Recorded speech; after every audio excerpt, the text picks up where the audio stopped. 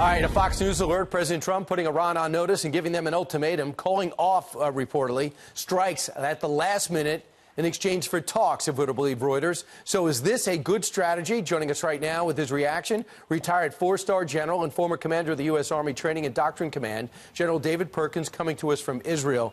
First off, General, the series of events over the last 7 weeks, what does it show you about the state of Iran? I got to tell you, having spent this last week here in this region, the sanctions, especially the new economic sanctions, are really putting a stranglehold on Iran. The overall reduction in the price of oil, it's really hitting into their resources, which impacts not only Iran, but the activities they conduct in Gaza, Lebanon, Syria, the West Bank. It really binds their hands regionally. You don't get to be a four-star general in the Army without acting the coolest and calmest under pressure. Having said that, it seems like we're being tested by this country. What's the proper response? Because you know the mindset of the Middle East. Inaction also is interpreted oftentimes as weakness. Exactly, and I think they would be mistaken to determine that we are not acting. We just have to make sure we don't react the way they want us to, because obviously if they've been poking us in the eye very overtly, the tankers shooting down the drone, and they probably expect us to do something tactically right away, and therefore if that's what they expect, it's probably not to our advantage. So I know some of your previous speakers talked about getting the allies together, getting others to apply pressure.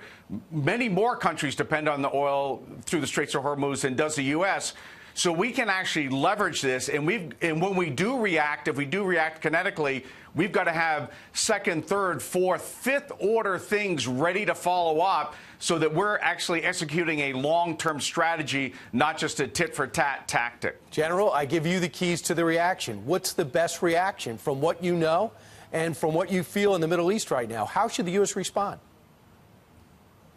We've got to make sure we're not playing checkers with the Iranians. They're great at checkers, change one piece for another. We've got to play chess.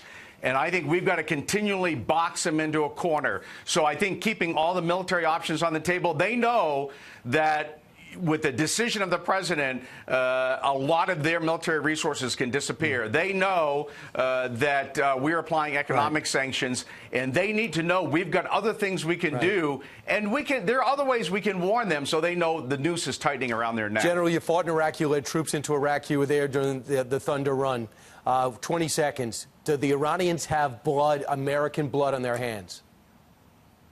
Oh, without question. The many years we were in Iraq, some of our most destructive weapons came from the Iranians. The malign Iranian influence, I've been this week in the Mideast. That's all anyone talks about. Arab and non-Arab countries, their malign influence all over the region. Hezbollah, Hamas, the IRGC, Quds forces, they have a lot of blood on their hands, not just America. And that's why I think getting folks on a coalition it should be one of our priorities, because it won't be that hard in many ways. Yeah, and of course you're in the right country to understand what a threat is like in the Middle East. You're in Israel right now.